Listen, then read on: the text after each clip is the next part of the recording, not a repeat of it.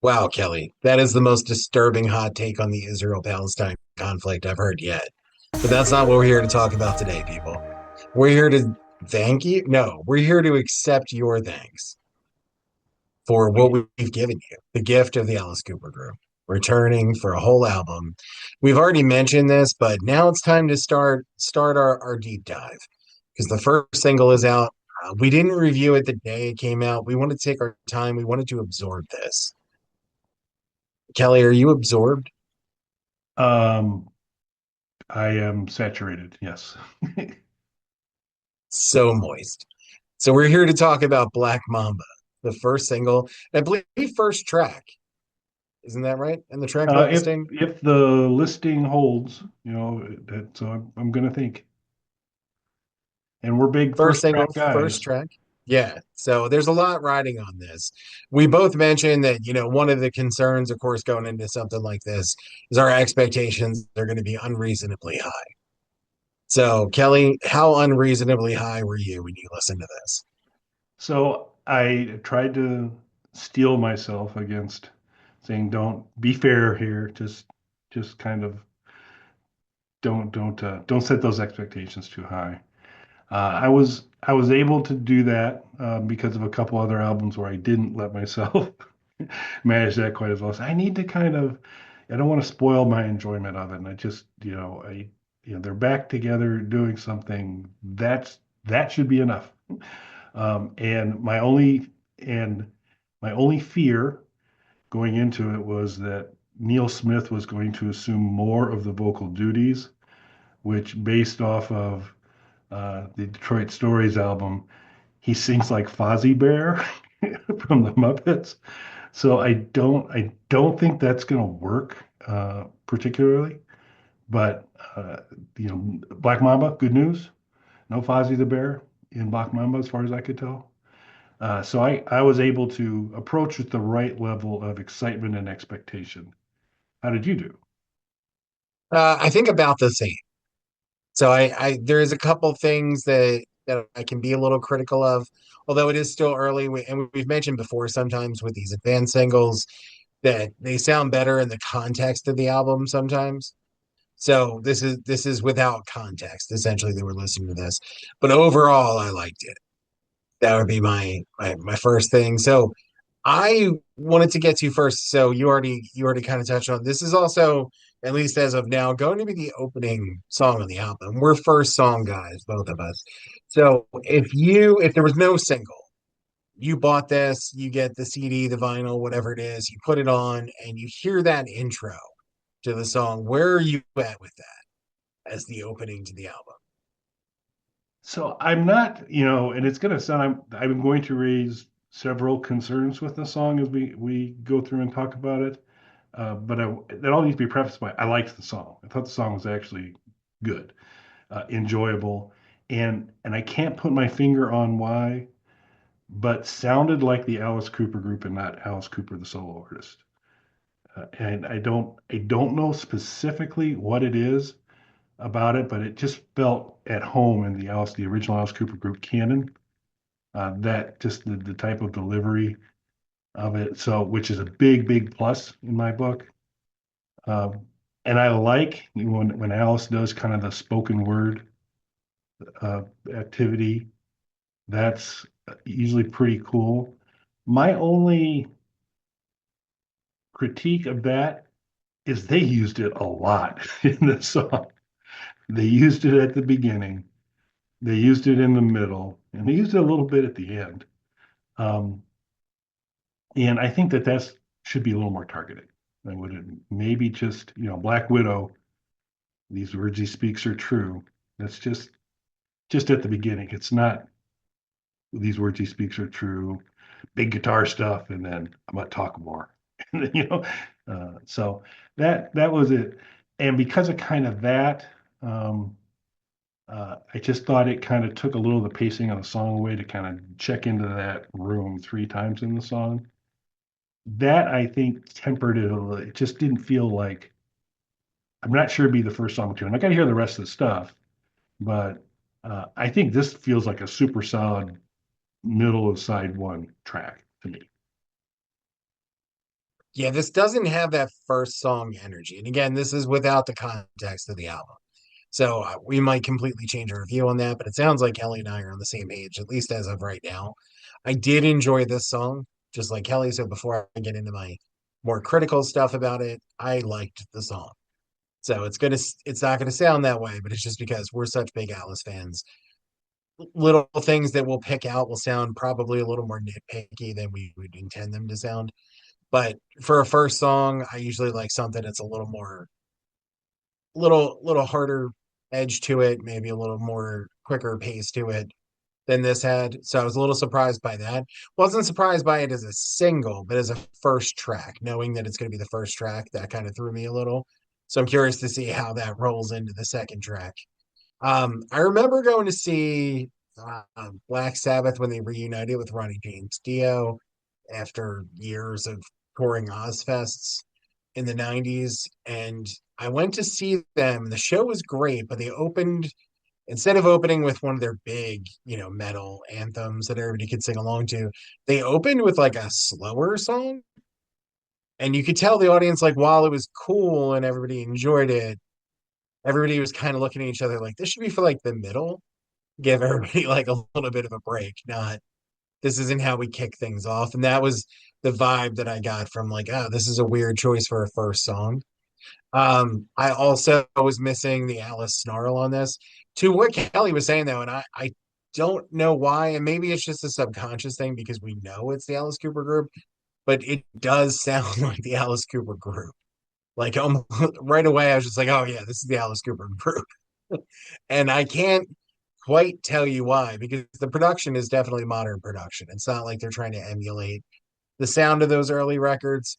To use Black Sabbath as an example again, their least good album is an album called 13, which tries to emulate a lot of their early stuff, and I don't like it. They didn't do that on this, so it is modern production and modern sound, but somehow it comes across that this is the Alice Cooper group, not Alice as a solo artist. But I wanted that Alice Cooper snarl to the vocals that I just, and maybe again, this is where my own expectations come in. I kept expecting it to kick in, and then it doesn't. And that's my own expectations of it, of course, but that's what I want as a fan. So I'm in line with Kelly where this sounds more like you're getting towards the middle of the album. And this is something that's a little more laid back to kind of break things up. It doesn't sound like what you kick the album off with. My only other critique of it is there is a refrain of "ya ya ya" that comes in twice on here. It's not a chorus. They use it where a bridge would be if there was lyrics. So a lot of times in bands, and I'm not a singer, and I often don't write the lyrics. I'll usually sit down with who's ever writing the lyrics to make sure they understand what I want out of it, and then let them do it in their own words so that it sounds better. Occasionally I write lyrics though, but for anybody who's ever worked with a singer or a lyricist, a lot of times what they'll do, not always, but a lot of times what they'll do, the band or whoever's composing the music will come up with a song. Then the singer will kind of sing or hum along to it and just say things like yeah or weird placeholder words and things like that because they're just trying to find the rhyming patterns and the melody of where they're going to go back and put the real words when they sit down and write the song so that when they're ready to do that, they already know the melody. They already know kind of some of the rhyme schemes that they're going to be looking for going into it. That's a really common technique that a lot of people use. And it sounds like, for whatever reason, Alice did this and Bob Ezrin was like, stop, don't put words there. It's perfect. Yeah, that jumped out at me too. So maybe Alice is no stranger, and the Alice Cooper group is no strangers to um, non-lyric lyrics. La da da da da. Uh, and of course, the Special Forces 7 and 7 is bip bip, yeah. So it's been there before, but this is really prominent when it's there. It's not, when it's there, it's like, wow, that's that. But the other ones is the more again, it's the more targeted delivery, and I do wonder if it was a little bit like that. And Ezra said, "That's good." I mean, I was always, uh, I had just assumed Burning Down the House by the Talking Heads that there was a deep intellectual thought process behind the lyrics too. There was a story being told there that I just didn't grasp. And then I heard a David Byrne interview where he was like, "No, we had the track down, the music, and I just kind of made noises that seemed like it fit. And then when we were done, I went back and took those noises and made them into words.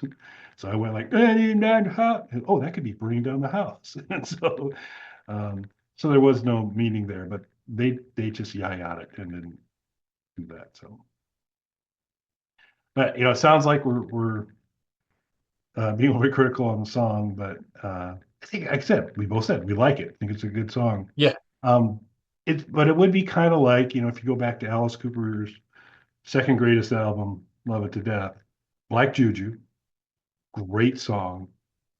Uh, Kind of Black Mamba and Black Juju, not just because there's a common word in the title, but they're in a similar ilk, I'd say. similar kind of Um, atmosphere to them. yeah. And Black Juju sitting on, I think, side two, about the middle. That's the right place for this song. Yeah, and again, once we have the context of the whole album, it might change, but this feels like a middle of the album song. Yeah. But an exciting first start. We're good. We're glad something came out on it. Looking forward to hearing more. I think both our pre-orders are in. So mine's in. Have you got your pre-order in yet? Not yet. I'm having a really difficult decision ahead of me. On the vinyl side? Or Yeah. Do I want the vinyl? Because here's the dilemma for anyone who hasn't looked at the pre-orders. The vinyl doesn't come with the bonus 7-inch. The CD comes with that. So I either have to buy the CD to get the extra songs, which are on a vinyl, not on the CD, or buy the vinyl and not get the extra songs. So it's a real conundrum. yep, Schrodinger's cat. So What did you go with, sir? CD version. We had talked a little bit about it. It's my Ford Model T still has a CD player in it, so I can enjoy it that way. It's my Did you music's get the good. one with the 7-inch or just the standard CD? With the 7-inch. So um, so we'll kind of see how it all works out. So um, yeah, I'm looking forward to it though. It can't come soon enough. It came also, there's like a t-shirt in one of the packagings too that I think is going to come, which I think there's a pretty good chance I'm going to need to find somebody in a slightly smaller frame to give it to. But Yeah, I think the t-shirt's like a large or something, isn't it? yeah, I think I was looking, I didn't wasn't able to spy the size, but I said, I bet you this isn't going to be roomy enough for me. So we'll Yeah, see. there's no, for anybody who's curious, there's no options for size for the t-shirt.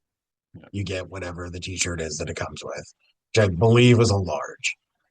So if you're a big Bog Panda fan and want to let us know in the comments, and an Alice Cooper fan, and you happen to be a large or medium, let me know. I might be able to hook you up with a T-shirt because um, the belly shirt's not a good look for me.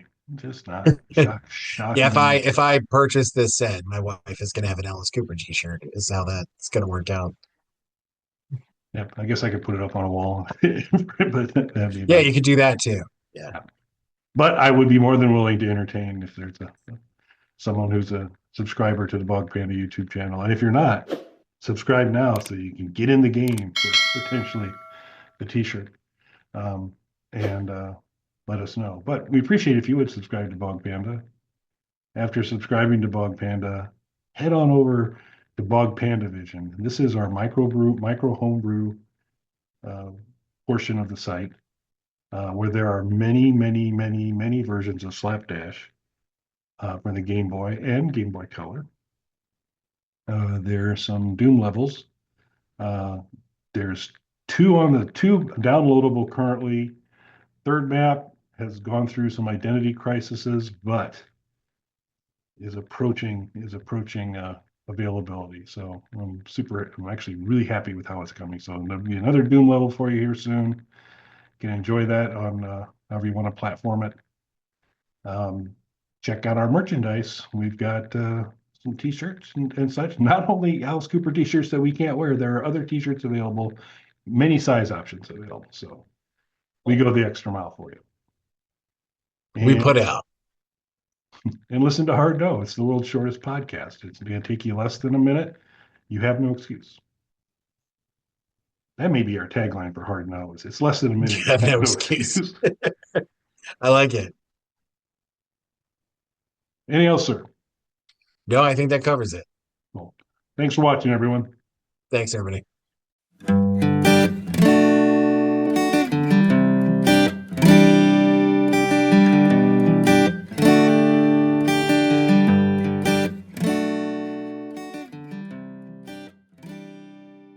Bog Panda.